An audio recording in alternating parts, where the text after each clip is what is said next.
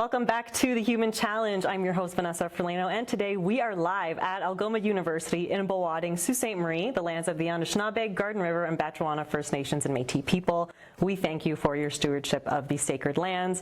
We're also thank you to our audience for being here today. Thank you so much. And we're all excited collectively to be here with 5-year NCAA basketball champ and 8-year international professional athlete, the Sioux's very own, Abigail Fogg. Thank you. So you're visiting here right now from Switzerland, and all this kind of came together very quickly and in a very wonderfully organic way. But what have you been doing since you've been home? I'd say normally I come at least once a year, and then home visits are usually kind of depending when I come in the summer. If I'm still playing, then I kind of got to do a lot of physical prep still, so still got to do that work, and then catching up with family and just spending time at home. Seeing everybody, taking in the Sault Ste. Marie sights and sounds. And I know you brought your husband, and I know he was super excited because he saw a bear for his first time in all his visits here. This is super rare to visit Sault Ste. Marie 6 times and you see a bear on the 6th visit. Like, that's wild. So congratulations. Yes, he's so happy. He felt ripped off some of the other times, to be honest, but he finally got his bear. Oh, thank goodness. That would have been, I would have felt disappointed if you went back home and didn't see a bear. That would have been really disappointing. So you've kind of been doing a lot over the last 8 years. Can you give us just a quick little rundown, if you don't mind? Yeah, absolutely. Okay, so I'd say I started my pro career in Switzerland. That's where I met my husband, and since then he's kind of followed me to all these places. Just got married a couple of years ago. After that I went to Turkey. I played in Mersin and Elazig there. After that I went to Hungary, Budapest. Amazing.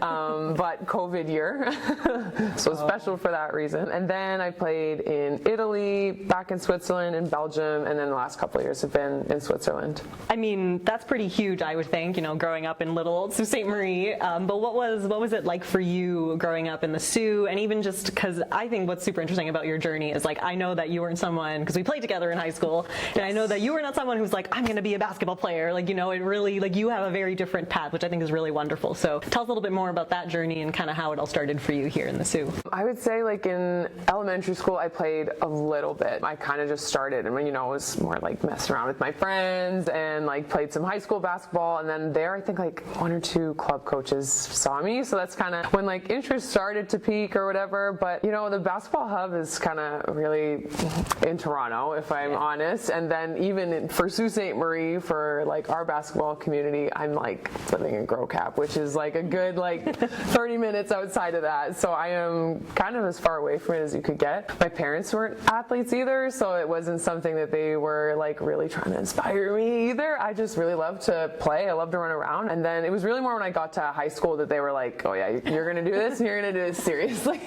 I'm pretty sure like my first coach, he told me, he was like, you know what, you're not great, but you got something we can't teach, and that's height. Luckily for me. But after that, like, you know, with hard work and I'll be honest too, just some like natural talent, like things did build. And so I played out high school. In that time I had like a club coach that kind of really pushed me to try out for the provincial team. I thought he was completely nuts, but I'm glad I did it. So how old would you have been at that time to try out for the provincial team? I think 15. Oh, okay, first time I tried out. At least in those days they were playing a lot of AAU tournaments in the summer, and that's kind of where I got some like attention from colleges. So finished out my high school career and then ended up going to a school in Washington, D.C., American University, and then transferred after my second year there to play 3 years at the University of South Dakota. Wow, and that's NCAA, right? Like for those of us who maybe don't speak sport very well. Yeah, it's a different world. And so I think that's very interesting to me because I think a lot of people, like, you know, we listen to a lot of other professional basketball players, they're like, yeah, like I've been living, breathing basketball since I was like born, you know. And so like for you, it seems like maybe you started a little later in the game, right? So what were some of those challenges for you? Yeah, I would say one of the big ones was probably just the amount of like time and effort it takes to play at the elite level. I think for my family too, it was a little bit of a shock, and well, I think coming from Sault Ste. Marie too, a lot of that means like you're driving to Toronto a lot. So it was a ton of weekends, a ton of time in the car, and like so great grateful to my parents for like investing in that in me, and like it's amazing how far that's gone. But for sure it was shocking from someone who kind of like grew up in the forest of Sault Ste. Marie to kind of be like, oh yeah, like this is a different world. Like, and yeah, these training sessions, it's hours in the car, hours on the court, and it's it's a big investment. It's a different lifestyle, and then just learning all about like the sports world, because it is like a different world, like we said, different lingo, different culture, and just kind of like learning all of that. But it was amazing. And did you have at that time, especially, I mean, because you were really young, right? And kind of, it's like, you know, you were starting out late, but like right when you decided to start, you were being pushed into these very like high intense spaces. And so like, did you have anybody that you looked up to, or any other like players or anything like that, that kind of spoke to you, or that you looked up to during those times? Honestly, not particularly. Like I just, I was still like honestly really learning everything. Yeah. So even like the big players of the time or whatever, I think I was like just learning the game for myself and some of these big players. So I don't know. I think it was nice that like I came up in a group that was really really heavy into sports. Like there was other girls at Cora, there was other girls kind of across the city that maybe did like provincial tryouts too or something, and then I met some people in Sudbury, so there was like a kind of a little community that way, like all of us northerners who were doing it, and I think we really like supported each other, and it made it so much fun. I know, because I played with you and so I hung up my jersey after high school. I kind of retired. I was like, you know, good enough for me. But yeah, I really enjoyed being a part of, you know, that journey with you at some of those times, because I think I saw that, you know, I saw someone who was like going through this journey, but like it was like new, but you know, you were like into it and you really liked it. And so I think it's a really nice like balance, right? I think it's a way to kind of balance out all that, like the competitiveness of sports, and how it can also be like mentally exhausting, right? Mentally draining, kind of being in these competitive spaces all the time. But when I was thinking about this episode, and I had a few like memories coming up for me, and I was thinking of our travels, and I had this memory of which I'm pretty sure you introduced us to this, and I don't know anybody else that would, but when we would travel and we would drive, we would take the vans, of course, and so we would do this thing on the highways where we would pass other cars, and we'd roll down the windows and we'd paddle by them. Oh yeah, you gotta paddle by them. And I'm pretty sure you were the one who taught us this as a team, okay? But that memory just like came to me so hardcore. I was like, oh my gosh, and like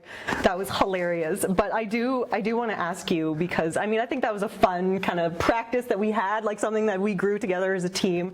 Did you bring that into your pro days? Absolutely. Did you go to the NCAA? You were like, I did not paddle to the NCAA tournament, unfortunately, but I have paddled in Switzerland. So no way! Oh my God, Absolutely. that's hilarious. I love that so much. I'm glad that you did not abandon that just because you went pro. You like really kept that with you. I love that. I'm so happy to hear that.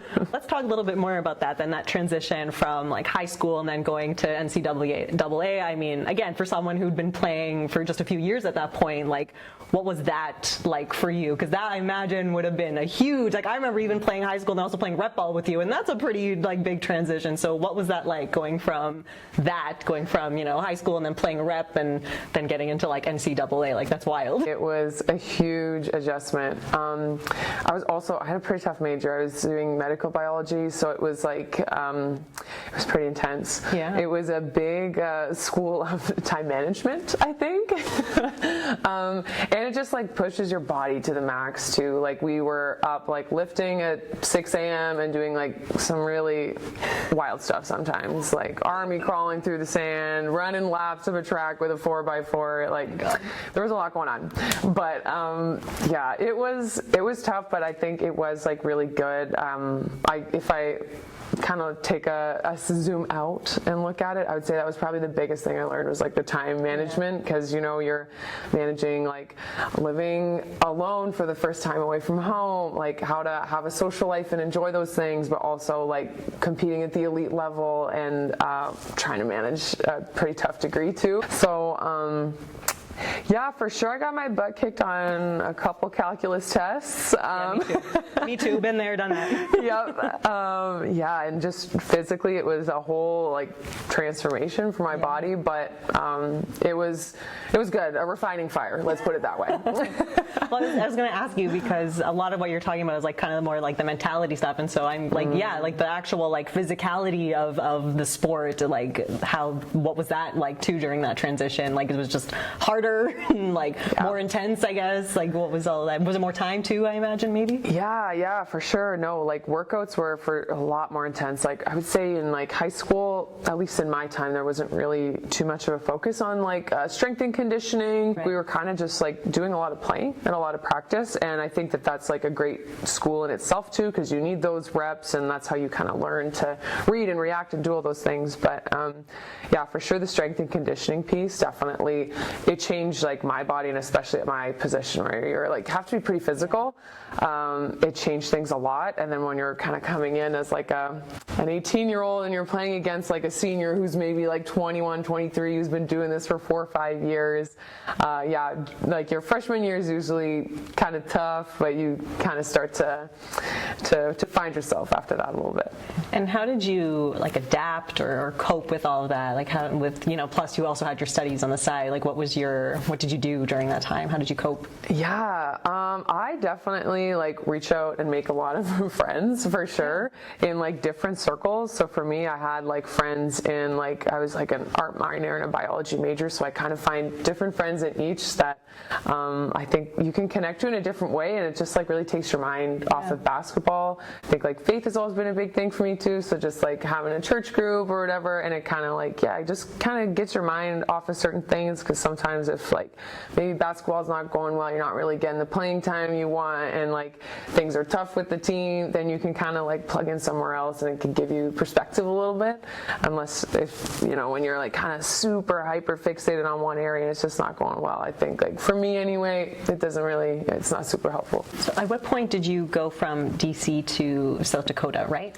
Yeah. How did that happen? Like was that, again, not really, don't have a huge lens on the sports world, but like is that something that you initiate as a player, or is that like, how does that work? Yeah, so honestly, like within the last couple of years, things have like changed a lot. Now there's something called like a transfer portal, and players can kind of just, you can hop onto that a lot easier than you could in my day. In my day, it was really like transferring is almost like you're a quitter, you're giving up or whatever. So there was a little bit of a stigma to kind of push against to do that. But for me, like I had a coach my first year, and even if I didn't play as much as I wanted, I kind of saw he had like a plan for me to kind of be in later on. So I was like, okay, I can be patient.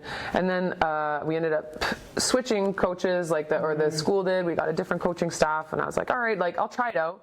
And I think it was a great year for me because the type of basketball they played really challenged me in like how I played, and taught me really to read and react more. There wasn't really a place for me in that program later on down the line. Right. I could just tell I wasn't her type of player, and it was okay, but I'm like, all right, if I'm not her type of player, then it's all right, I'm just going to go somewhere else.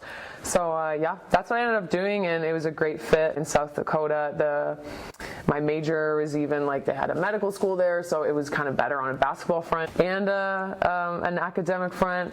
We ended up going on to like win the WNIT championship the year after that, so it was a great move. It was tough to do, but it was a great move. Amazing. And then, so at that point, so you would have finished your time then at South Dakota, right? Mm-hmm. So amazing that you're keeping track of this. Okay. And so when you finished your time, then you went pro. Like, what's that process like? What's that journey like? And then, what was that transition for you? To be honest, I didn't necessarily think I wanted to do that either. Like, I think there are players who are like, yeah, I'm going to do this, and I'm going pro right after. And I never thought of it, but I kind of like one of my coaches had talked about it, and she's like, yeah, I played a couple years. I absolutely loved it. So I was like, well, you know what? Like, why not? Like, I'm still enjoying this. I'm still loving it. Like, had just finished my bachelor's, and I was like, okay, like I want to go to med school, but I've got time to do that. Like right now, I'm young. My body can do it. Like, why not? And I want to see the world. So, yeah, I ended up doing that. And basically, how you do it is you contact an agent, or an agent contacts you, and then basically clubs who are interested will like go through your agent and like ask about you or ask for you, or your agent will kind of like basically push your file to like certain clubs who are like, I need a 5 or whatever, I need a tall girl, and then they send them me. And I know I asked you this earlier because my only context of like working with agents is in like film, and so you have to audition. And so I was asking you earlier, I was like, do you have to like audition for these coaches, or do you just send like game tape? Like, what does that look like? I would say like you don't have to audition or anything. Like usually agents want to like pick you up because essentially like they make money by signing you somewhere. Right. But basically as a player, like your first couple contracts are normally a little tough. Like maybe you don't get to take as much money as you'd like, or you don't get to go exactly where you'd like, but you kind of got to have a year or two of that to like make your profile on a European level. Because sometimes teams are a little nervous, like, okay, like they did well in NCAA or they did well in this other league, but will they do well in Europe? So after you get a couple of years under your belt, they can say it's like, okay, she played this much, these are her stats or whatever, and I can kind of expect something. Because for sure sometimes not everybody adapts super well to the lifestyle either. There's like a culture shock aspect, there's so many different things that can happen. So for sure if there's a player who's been around for a couple of years, I guess they have some, not guarantees, but maybe they're a little more comfortable. It's like a less risk essentially, right? Of someone who's like just kind of finishing off and just starting out their career. And so how would you say, because this would have been it would have been 4 years that you would have been in the NCAA, right? And then so then 5 years outside as pro, right? Is my math mathing? I ended up doing 5 years in the NCAA with one redshirt year, and then I'm going into my 9th. Whoa! As a pro, Damn. Okay. And so throughout this, like, how do you think, especially being international, how do you think this has kind of impacted your own growth, even like just beyond kind of like athletically, but, because these are some wild experiences that you get to have, right? So how do you think it's like impacted your growth as a human? Yeah, it has changed me in so many ways. Like, I think just how I can like see the world and just live with other people and see how other places live. For sure, there's been some experiences where like, the culture is absolutely nothing like mine. Like in Turkey, for example, it was so different. Even in the European culture is a lot different for sure. I think just being able to like live with these other cultures, see how other people live, like learning a lot of like patience and understanding, and like being like, okay, that's the way they do things here. Like in Turkey, like pretty much everywhere you go, like someone's gonna stop and offer you tea. Like they are so nice, but sometimes you're like, okay, like I've had 10 teas today, like we gotta go. Okay, so you're going your 9th year pro. What's your kind of vision, I guess, for women's sports? What would you like to see? Yeah, I think like my big one anyway that I've kind of been like even just like suggesting to like local Swiss basketball players, and I'm like, get this back to the federation anytime you can, but I'm like, things should definitely be more like women's sports need to be in convenient times too. I think that's like, for me, it's just the game times is a great place to start. It's like you need to have games that kids can go to, and you need to have games that parents who work the next day can go to, and like it needs to be sustainable for women's athletes who maybe in some circumstances maybe they will work another job. Like if you want like good talent to stay around, like you need to make it kind of sustainable for both the fans and the players. So that would be kind of something I would say on like, I guess the local level. But I would say like, globally it's just like giving women's sports the opportunity, because the research shows that it's going to be great if you give it the chance. In the last few years, we've seen like with players like Caitlin Clark or Angel Reese, like just how things have absolutely exploded in the U.S. and just like even research that's coming out for the marketability of women, and how amazing it is for certain products to or for certain like companies to get their products with women, and how like more likely that people are to buy those products because it's maybe someone that they empathize with, someone that they trust, someone that they like look up to.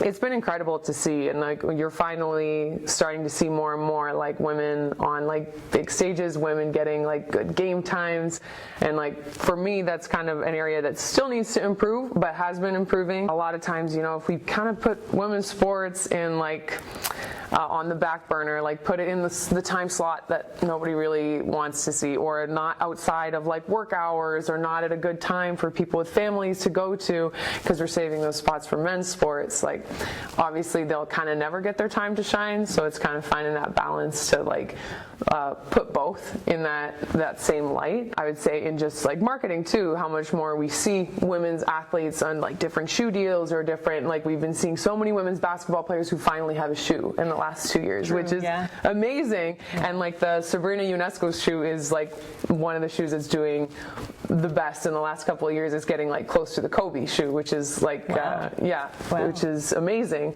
So it's definitely great to see. I think like those are definitely ways that it can improve, but it's still improving, is just to put the same energy that we're putting into men's sports into women's sports, because we can't kind of say, oh, nobody's interested in that or nobody likes that if you kind of never gave it a good shot. Like if you did the same effort into men's sports, they would be probably in a similar position. So right. So is that to you, that's what you think like is the kind of the issue, right? Is that you just, it sounds like you think that maybe there's not enough money or like investment or exposure of women's sports. Is that correct? Yeah, for sure. I think, you just have like so much investment that's gone into this, and I think like maybe like people just kind of forget that sometimes, that it's like it's for years, all this time and money and everything that's gone into these like sports to make them what they are. So from like one day to the next, like women's sports isn't going to change overnight, but for sure seeing like the trajectory of it right now, it's amazing. And just like the research and the explosion of how things have been, it's just been awesome to see, and I know it's going to get even better. Right. And what do you think needs to happen in order for the women's sports to get to this vision? I think it's going to be something it's going to take time and it's going to take effort, but I think for me it's more like changing the way we talk about it, and like people just changing the way that they see it, and to make a decision that it's something valuable. Because I think that's something that like it's just like a shift in the perspective that I think some people need to see. It's like they kind of see it as like, okay, the men's sports is the valuable one and the women's sports is the accessory that we're gonna like put along. And if you just like shift it, that it's like this is valuable too, and like talk about it that way, treat it that way, like invest your money in it that way, like give it the game times in that way, like see it as valuable, and other people are gonna value it too. But if you kind of always just try and treat it as this like accessory you're dragging along, like for example in a lot of leagues there'll be like NBA, National Basketball League, WNBA. So it's like the NBA is the real one and the WNBA is like the woman's one, like the accessory one, instead of, so it's like just some of that like wording, and like I know in some ways like people are like changing that stuff too, but for me it is just like the perspective shift for people to say this is valuable and to like make those decisions to follow it. And how do you, as an athlete, as the player, how do you think or feel that you're contributing to these changes? Ooh, well, I think part of it is just like, to be honest, like still being here, like to choose to do it, because it's definitely not always easy. I would say like even in leagues that I have played in, like there's, for example, maybe like a bunch of like semi-pro players, and for those women it's really not easy if they're going to work like a whole day's worth of work, and then their practice every night, and then devote their weekends to games. So for me to kind of like follow in that rhythm, and to like just be a part of that with them, and be a supportive teammate with them, and just to keep engaging in women's sports, to be talking about it in the way that I'm talking about it, and try and like have other people think about it differently. I think that's pretty much what I've been doing, and I think that way helps. And maybe it's grassroots and maybe it's small, but I think it's powerful too. Yeah, no, absolutely. I feel like that's almost a trick question in a way, because I know that sometimes your brain wants to go to like, oh yeah, like there's like the philanthropy angle, but it's like, no, like it's true. Like you're there, you're doing it, you're playing it, you're living it, you're talking about it, right? That's sometimes all you really have to do. All right, so I mean, you've been playing, you said you're going in your 9th year, and I think like do you ever get concerned, or do you think about things like what's next? Like, what could life for you look like after pro, right? Because I mean, I know, like, when are we retiring at some point? Like, the athlete journey is a lot shorter than a lot of other careers. So what do you think about that? Where does, I don't know, like, maybe I shouldn't ask you. Maybe you're like, oh my God, no, I don't want to talk about this. It's okay. Bring it up. Let's go. But how do you feel? Like, have you thought about it much? What do you think it could look like to you? How are you feeling about that conversation? Have you had that conversation with yourself even? Oh yeah, no, I've definitely been having it a lot over the last, I would say, couple years, just trying to figure that out. Especially too, as a woman, it changes things as a professional athlete, because if you're thinking about kids or whatever, right? Maybe some have been able to do that earlier in their career, and maybe others haven't. Maybe there is like resources for maternity. For most, the reality right now is there isn't. So for me, I've definitely been thinking about that a lot, and like, fortunately, I have somebody who like kind of specializes in that. She's just been talking about how it's such a massive identity shift. She was an Olympic hockey player in Switzerland. Oh, okay. So she's helped a lot of people with this, and she's kind of been walking through those things with me. It's just finding out like, what are you good at? Like, what is your personality? Like, what kind of fields would you fit in? Because it really is such a different life that we live, and it's such an intense life, and you get used to, you're like preparing all week for this really stressful event, and you kind of have like these like really high highs and like low lows, these spikes in like cortisol and dopamine and all this stuff. And then for a lot of athletes, like, you kind of go into a 9-to-5, and you just like, a lot of them find that they're depressed because they don't have like the same I don't know, it doesn't have the same intensity. Yeah. So it's really just finding, like, learning how to live a different way, or like, hey, maybe that's you and that's what you love. Like, maybe you should work at an ER, or maybe you should work in somewhere that's really gonna, like, you know, be exciting for you. So for sure, that's something that I'm exploring. I've always been like passionate about biology, like with my degree. So I'm looking at like, maybe do I want to take a master's? Maybe do I want to get into teaching? I don't know. I've been like exploring a couple different avenues. I'm still looking at playing for a little bit longer, but yeah, exploring this stuff, and definitely finding some like mentorship or someone who's like walked that road a little bit or can give you some guidance, I think would be really, really helpful. Is there anything that you would tell maybe your younger self, and I think maybe especially that version of you when you were like in high school, right? Like that part of you, right, that was really just starting and really new to it. Is there anything that you would tell yourself about this journey at all? What would you tell them? Oh my goodness. Wow. Well, there's a lot of things. I feel like if I wanted to like go just for basketball, there's other choices that I could have made that would have maybe gone farther in a basketball sense. But I think too, like all the choices that I made, even like not knowing everything, I think have been like great, and they've really like rounded up my character in different ways too. And I think they've led to me maybe building other skills or doing other things. So yeah, I think like maybe for one, like it doesn't have to be perfect. Like just get out there and do it, and like, yeah, you're gonna figure out a way, and it won't be perfect, and it doesn't need to be. And then probably too that it's like, yeah, this is gonna be really hard, but it's gonna be really, really worth it. That's really beautiful. I'm gonna tell those words to a younger version of me too.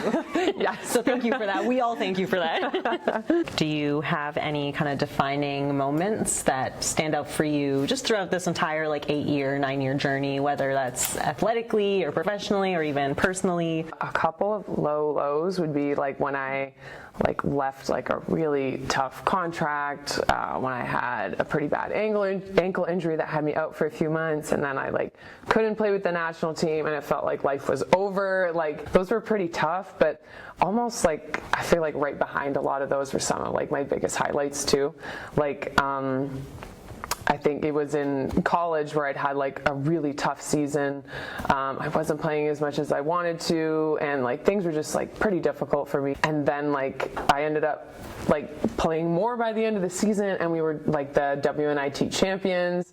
It was amazing. And then like, yeah, in my pro career when I'd kind of like left this really tough situation, then I ended up like joining a team who just like somebody happened to leave and I joined them, and we made it to the quarterfinals of Euro Cup, which is like making absolute history for this team. There's no way that ever happens. So it's there's like definitely like high highs and low lows, but if there's like anything I could say, it's just like keep going, because you really don't know what's around the corner, and like it could be something as amazing as that or better. Right.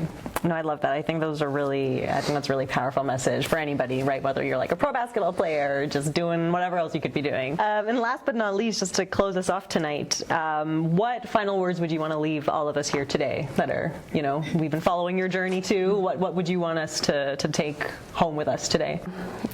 Gosh, I don't know. Just thank you so much for being here. It's so amazing for me, that is like one of the biggest takeaways from my like entire career that's brought me to all these places, is just the amazing people that I've met. And it's more valuable than any trophy I've won or any medal I've won. And it's just such an enriching life experience. So thank you for being a part of it. Well, thank you, and thank you for being here today. Thank you to Algoma University for all the support today, and to Align Wellness, who offers Pilates, yoga, physiotherapy, massage, and other nutritional services for all athletes and non-athletes alike, including myself. I could use a massage service. Yes. Thank you so much to our live audience for also being here today. Please don't go anywhere. Abby's going to be taking some of your questions next. She's also going to give away a signed jersey. I think it's a Team Canada one, if I remember, which she dug out in her grandma's. It is. Because she left all her good stuff back home. Yep. But she did dig it out. She found it. And we also have a gift that we're going to give away as well from Align Wellness. Please check out the Human Challenge on YouTube, and we're also on the Instagram if you'd like to stay in touch with us there. So thank you very much for being here today. And again, we just acknowledge our Indigenous community, specifically here on Robinson Huron Treaty Territory. Thank you so much for being here, everybody. And we will stay tuned. We'll see you next episode.